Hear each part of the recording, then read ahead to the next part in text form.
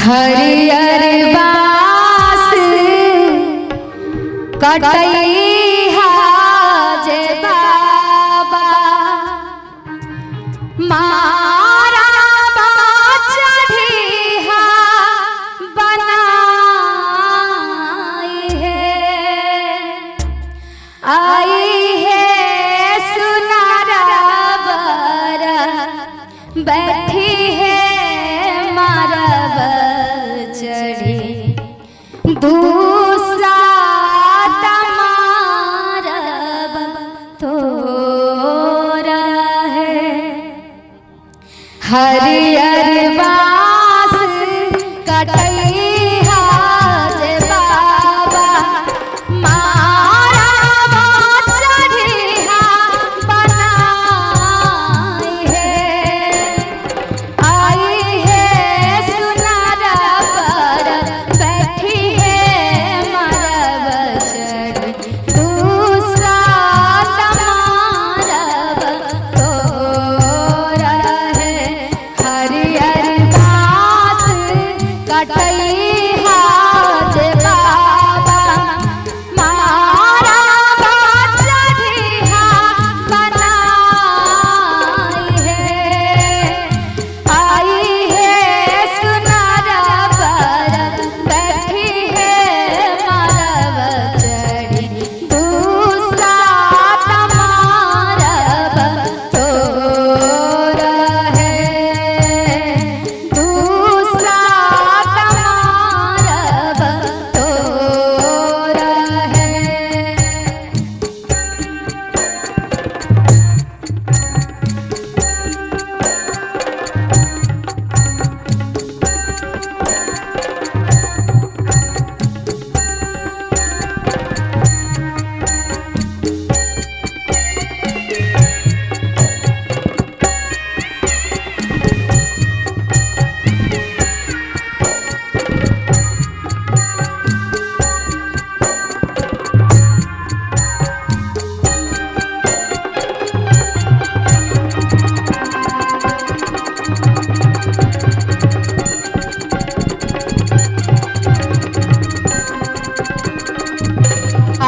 तकर बाद बाबा कहै छथिन अपन बेटी से गौर से सुनबै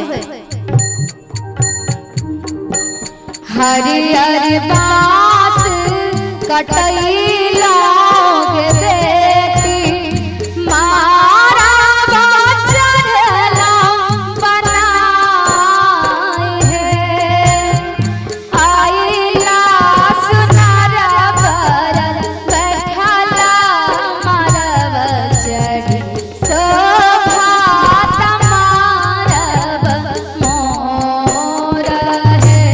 हरियर बास कटैला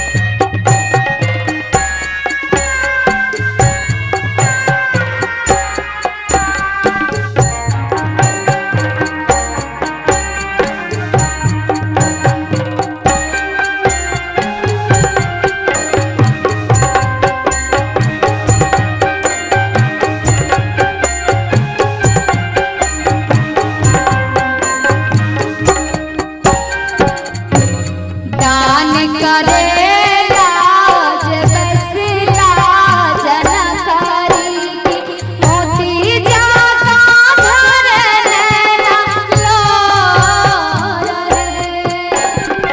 आबे मनाइन धिया जल मांगर धिया के जन्म अधीन है। यही वर्ड के गौर से सुनबे अपना सब धिया के जन्म अधीन किया कहल गेले।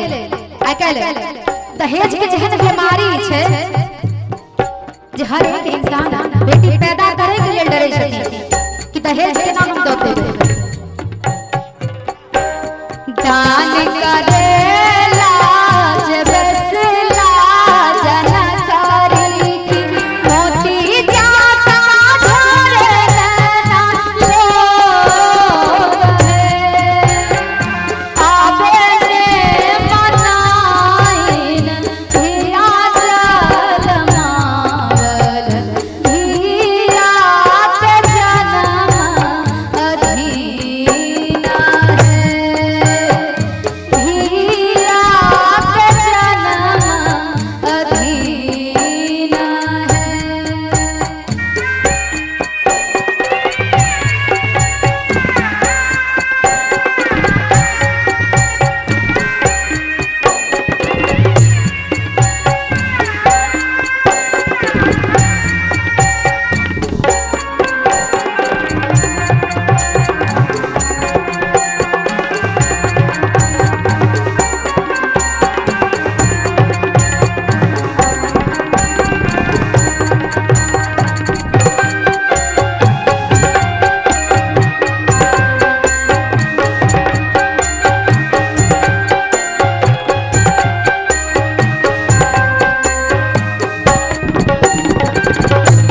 दान करिए जे उठला जनकारी सखी सावा गावे मंगल गीत है। धिया जब परलै सजना घर हो बाबा आबे बाबा सुत हो निश्चिंत है। गौर से सुनबे बेटी के जब शादी भ जाय छै जहिया से तो नैहर कुल से सासुर कुल में चल जाय छथिन ओकर कुल बदल जाय छै। नैहर के लेल एकटा मेहमान के रूप भ जाय छै बेटी। दान